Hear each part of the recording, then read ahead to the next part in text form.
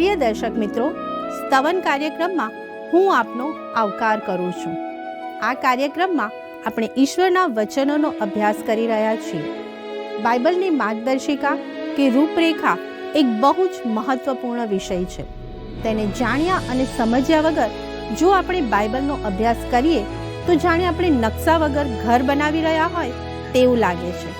તેથી આપણા માટે તે બહુ જ જરૂરી છે કે આપણે જાણીએ કે બાઇબલ એ ઈશ્વરનું વચન છે, પણ તે માટે તેનું પ્રમાણ હોવું આવશ્યક છે કે શા માટે તે ઈશ્વરનું છે અને તેના પુરાવા કયા છે.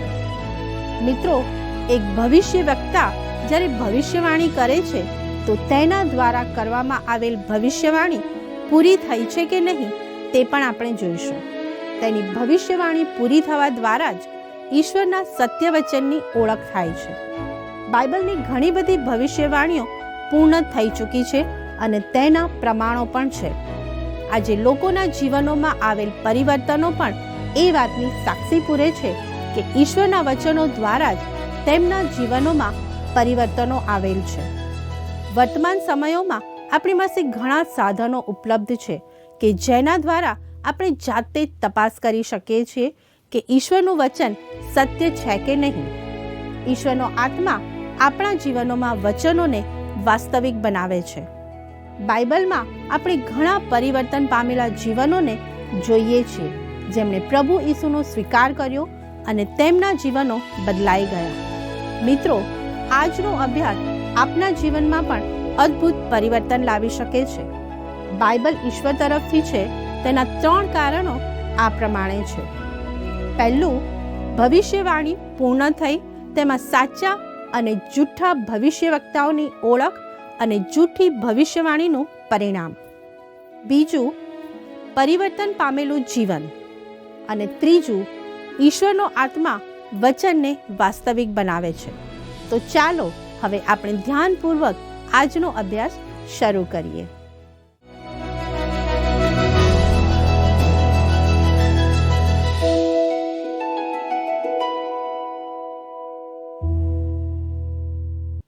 મિત્રો, કેમ છો? વહાલાઓ, આ દિવસોમાં આપણે સ્તવન કાર્યક્રમમાં પવિત્ર ગ્રંથ બાઇબલના અભ્યાસની માર્ગદર્શિકા વિશે શીખી રહ્યા છીએ. આજે આપણે જોઈશું કે તમે કેવી રીતે જાણી શકો કે બાઇબલ ઈશ્વર તરફથી આવેલું છે. તે માટે આપણે જોઈએ કે બાઇબલમાં આપવામાં આવેલી ભવિષ્યવાણીઓ પૂરી થયેલી છે. પૂરી થયેલી ભવિષ્યવાણીઓ. ભલા મિત્રો, જો મને પૂછવામાં આવે કે બાઇબલને ઈશ્વરનું વચન પ્રમાણિત કરતી કોઈ સાબિતી આપો, તો તમે જાણો છો કે હું શું સૂચન કરીશ? હું પૂરી થયેલી ભવિષ્યવાણીઓનું સૂચન કરીશ. પૂરી થયેલી ભવિષ્યવાણીઓ એવી સાબિતી છે કે જેને તમે અવગણી શકો નહીં, કે તેનાથી દૂર નાસી જઈ શકો નહીં.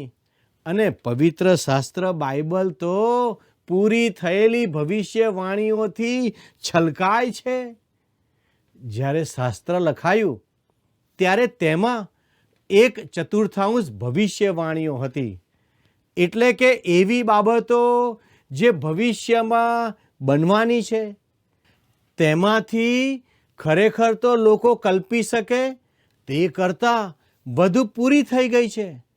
આપણે એવી ઘણી જગ્યાઓએ ફરી શકીએ જ્યાં તે અક્ષરશઃ પરિપૂર્ણ થઈ હોય.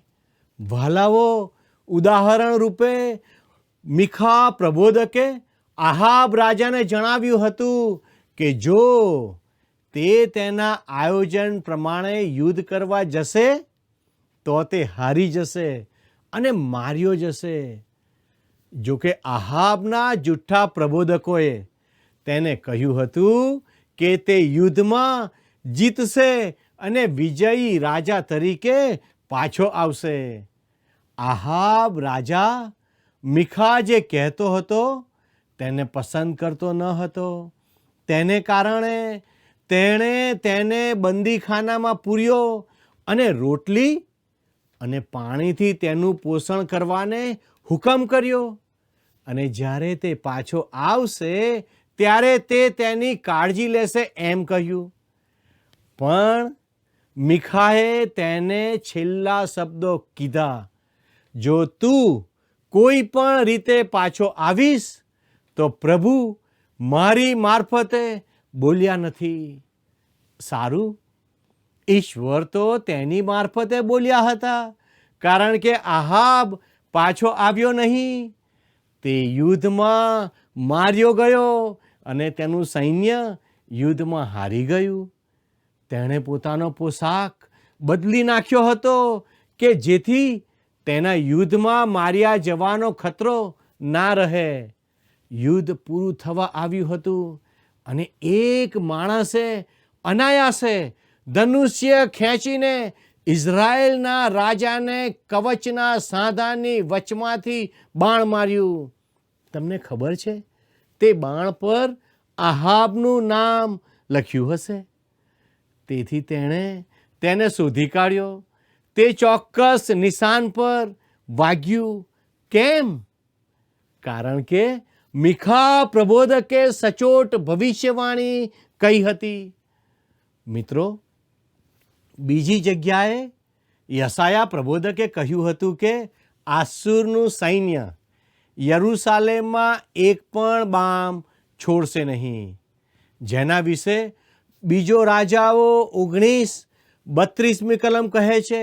હવે આ રસપ્રદ છે મિત્ર. મીખા પ્રબોધકની ભવિષ્યવાણી એક સૈનિકે અચાનક બાણ છોડ્યું અને પૂરી થઈ.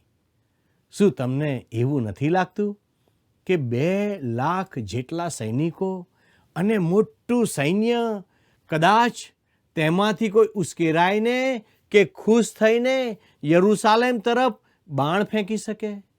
ના ના ના, તેણે એવું ના કર્યું.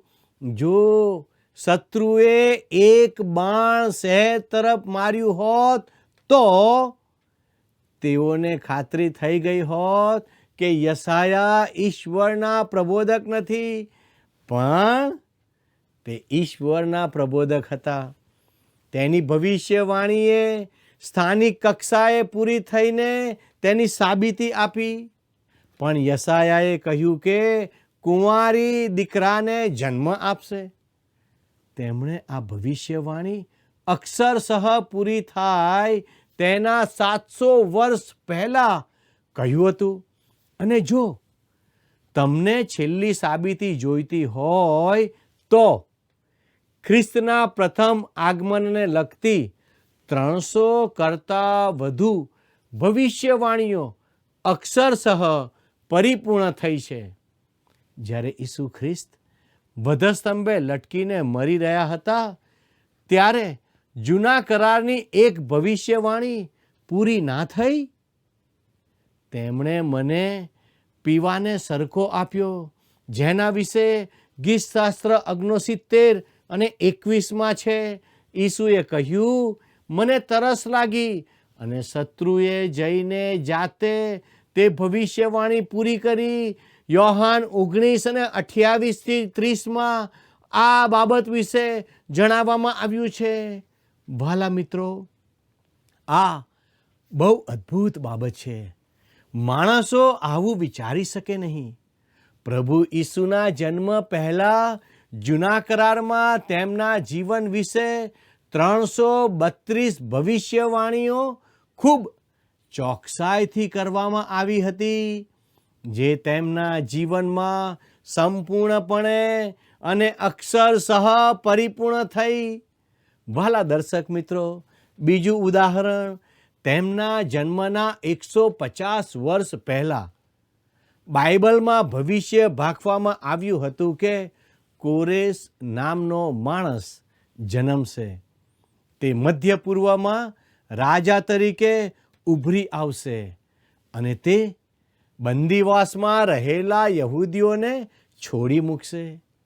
વાલાઓ, યશાયા પ્રબોધકે આ વાત 44મા અધ્યાયમાં કહી છે. 150 વર્ષ પછી કોરેશ નામનો માણસ જન્મ્યો રાજા બન્યો, જેણે યહૂદીઓને છૂટા કર્યા. કોઈ માણસો જાણતા ન હતા. માણસો કેવી રીતે જાણી શકે? તેવું ક્યારેય બન્યું ન હતું. જે રીતે ઈશ્વર દુનિયાનો વૈજ્ઞાનિક ક્રમ જાણે છે અને માણસો તેને શોધીને પુસ્તકમાં લખે છે, તેમ ફક્ત ઈશ્વર જ તે જાણતા હતા. વાલા દર્શકો, નીનવે શહેર બીજું ઉદાહરણ છે. નીનવે શહેર પ્રાચીન સમયમાં આસુરના શહેરોમાં સૌથી મુશ્કેલ હતું. તેની 100 ફૂટની આંતરિક દિવાલ જે 50 ફૂટ પહોળી હતી, ત્યાર પછી અડધા કિલોમીટરની 50 ફૂટની ખાઈ હતી. ત્યારબાદ બીજી એક દિવાલ હતી, 2 દિવાલો, અને પ્રભુના પ્રબોધકે ભવિષ્ય ભાખ્યું હતું કે તેનો નાશ થશે. ઈસવીસન પૂર્વે 663માં તે તેના શિખર પર હતું. નાહુમ પ્રબોધક, જે જૂના કરારના નાના પ્રબોધક હતા, તેમણે કહ્યું, નીનવે ખાલી, ઠાલી ને ઉજ્જડ છે. નદીઓના દરવાજા ઉઘડ્યા છે ને મહેલનો નાશ થયો છે. અને તેવું જ બન્યું. તે દિવસોમાં શહેરને કોટ બાંધવામાં આવતો. નદીને તેમાંથી દરવાજા દ્વારા શહેરમાં લાવવામાં આવતી. આ દરવાજામાં લોખંડની જાળીઓ રહેતી અને નદી તેમાંથી પસાર થતી, જેથી દુશ્મનો તે દ્વારા અંદર આવી શકતા નહીં. પણ મિત્રો, શું થયું?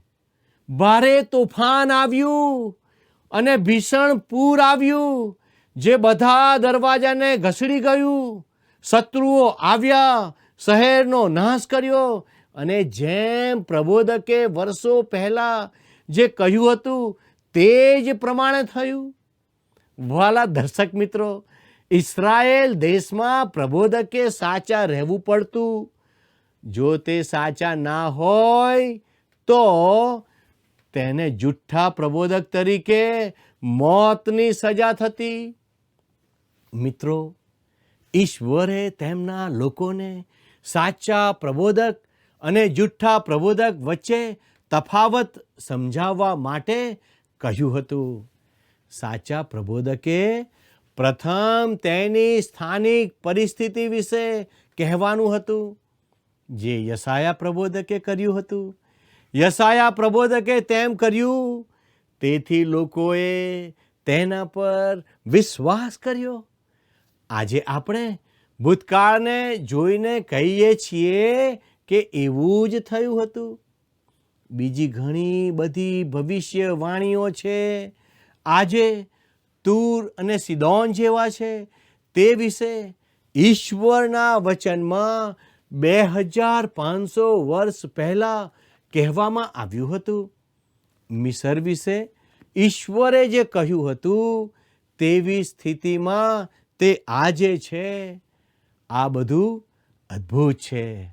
વાલા મિત્રો, ખરેખર પવિત્ર શાસ્ત્ર બાઇબલ ઈશ્વરનું વચન છે. તે વિશે પૂરી થયેલી ભવિષ્યવાણીઓ સૌથી મોટો પુરાવો છે. તમે જુઓ મિત્ર, માણસો આટલા ચોક્કસ હોઈ શકે નહીં. માણસો તે રીતે અનુમાન કરી શકે નહીં. હવામાન વિશે કહેનાર માણસ પણ ભૂલ કરે છે. વાલા મિત્રો, હું તમને કહેવા માંગુ છું કે ગાણિતિક સમસ્યા કે અનુમાનના નિયમ અનુસાર માણસ ક્યારેય ભવિષ્યવાણી કરી શકે નહીં.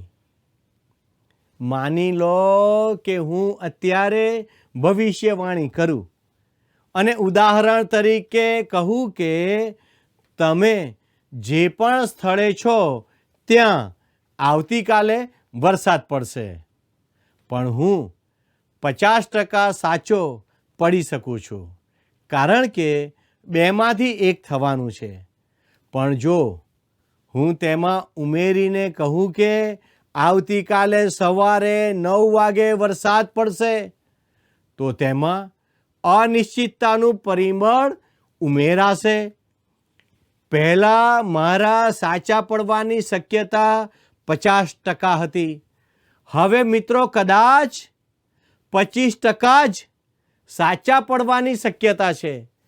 જેમ જેમ દરેક અનિશ્ચિત તત્વ ઉમેરાશે તેમ તેમ મારા સાચા પડવાની તક ગાણિતિક અનુમાનના નિયમ અનુસાર 50% ઘટશે.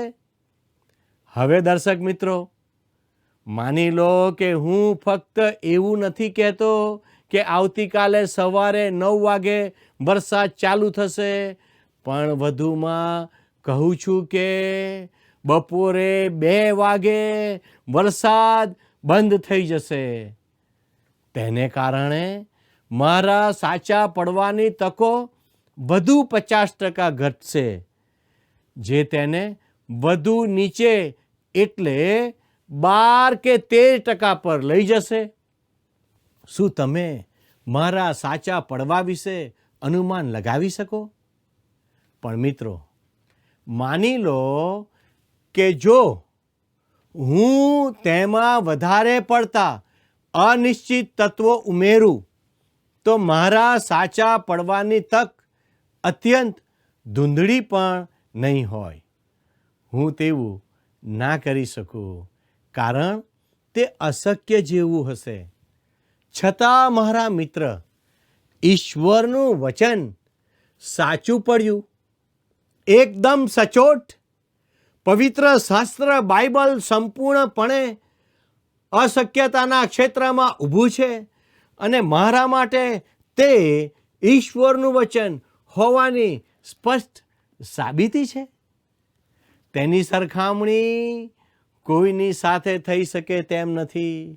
મેં પૂરી થયેલી ભવિષ્યવાણીઓના ખૂબ ઓછા ઉદાહરણો આપ્યા છે, પણ મિત્રો, ઈશ્વરના વચનોમાં એક પછી એક ભવિષ્યવાણીઓ જોવા મળે છે જે પૂરી થઈ ગઈ છે અને શબ્દસહ પરિપૂર્ણ થઈ છે. હવે પવિત્ર શાસ્ત્ર બાઇબલ ઈશ્વરનું વચન છે. તેના છેલ્લા 2 પુરાવા હું આપને આપવા માગું છું. પહેલો પુરાવો, બદલાયેલા જીવનો. આજે વિશ્વાસીઓના બદલાયેલા જીવનો જોઈને લાગે છે કે ઈશ્વરનું વચન સ્ત્રીઓ અને પુરુષોના જીવનમાં શું કરી શકે છે. હું અત્યારે એવા માણસો વિશે વિચારું છું કે જેઓ મારો બાઇબલ અભ્યાસ શિક્ષણનો કાર્યક્રમ નિહાળે છે. તેને પણ જીવનમાં ધાર્યા હોય તે બધા પ્રશ્નો હશે અને તે પણ પાપમાં જીવતો હશે. હું એવા માણસોને ઓળખું છું જેમણે એક જ વાર શુભ સંદેશ સાંભળ્યો હતો અને તેમનું બદલાણ થયું હતું. હું માનું છું કે તે શક્ય છે અને તે અદ્ભુત છે. પણ એક માણસ એક પછી એક અઠવાડિયે આ શિક્ષણ લેતો રહ્યો અને વિરોધી થઈ ગયો. તે ગુસ્સે થઈ ગયો.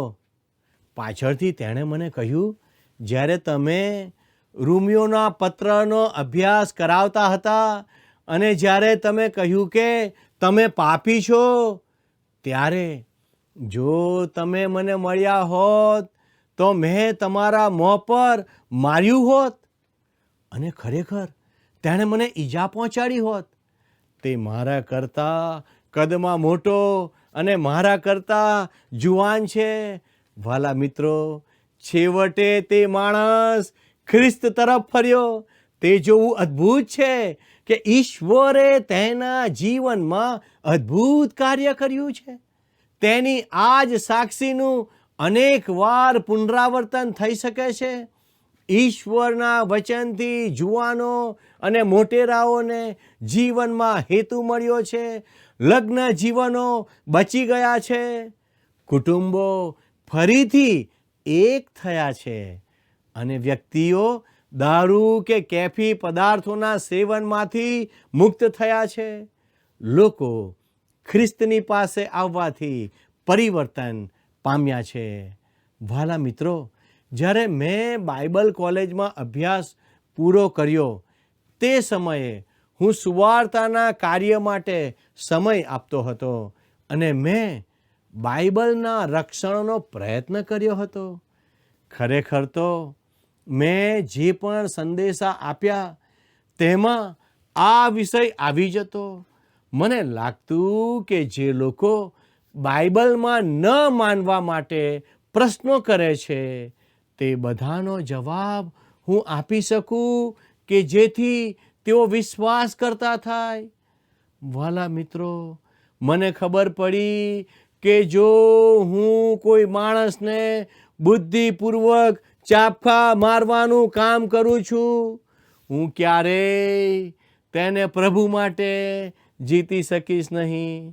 તેથી હું રક્ષણ કરનારની ભૂમિકામાંથી સરળતાથી ઈશ્વરનું વચન વહેંચી શકાય તેવા બીજા ક્ષેત્રમાં બહાર આવી ગયો.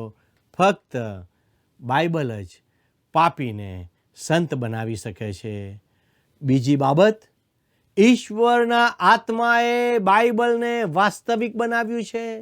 ધાર્મિક સિદ્ધાંતોના બચાવના ક્ષેત્રમાંથી મારા બહાર નીકળવાનું બીજું કારણ મારા જીવનમાં થયેલા કેટલાક ફેરફારો હતું. હું એવા સ્થાને પહોંચી ગયો છું જ્યાં હું ફક્ત એવું નથી માનતો કે બાઇબલ ઈશ્વરનું વચન છે, પણ હું જાણું છું કે તે ઈશ્વરનું વચન છે.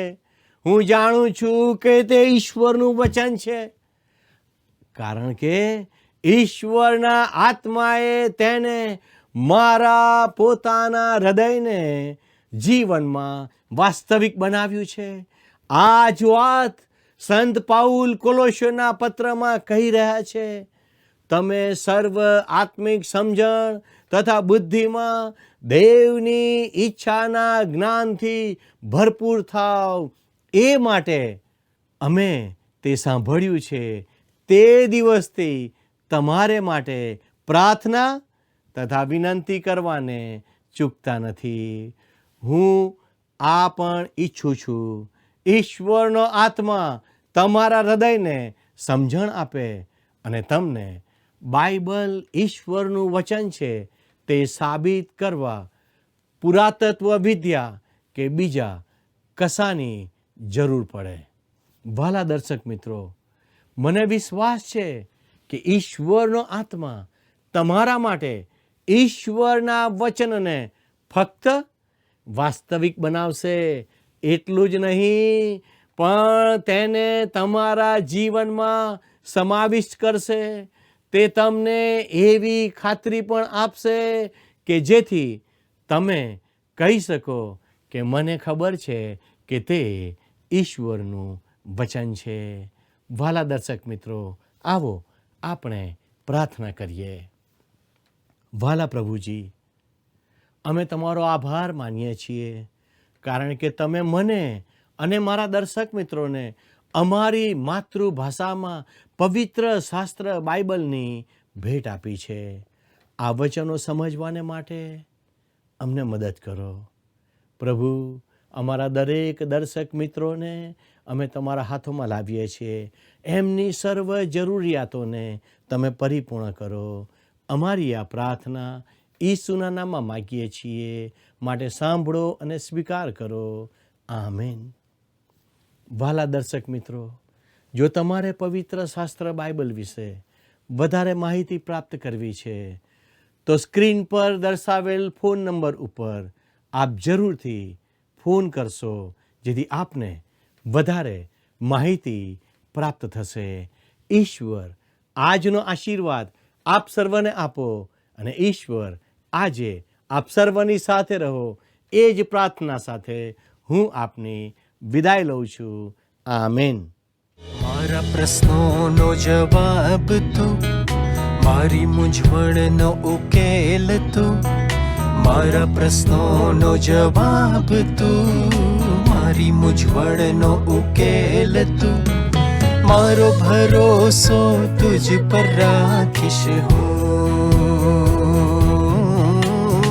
બીક લાગે ત્યારે તુજને શોધીશ હું, તારી સ્તુતિ હું કરું નિરંતર, તારું જ મહિમા હો સદા, તુજે પ્રથમ અને તુજ અંત, તારી પ્રશંસા હો સદા, તારી સ્તુતિ હું કરું નિરંતર, તારું જ મહિમા હો સદા, તુજે પ્રથમ અને તુજ અંત, તારી પ્રશંસા હો સદા.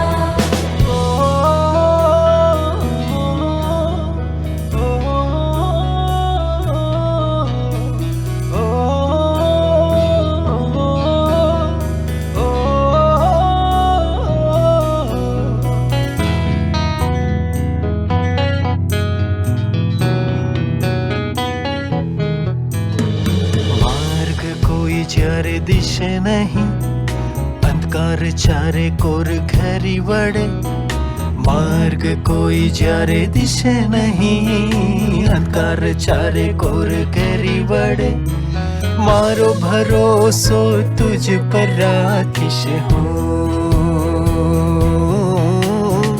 બીક લાગે ત્યારે તુજને શોધીશ હું,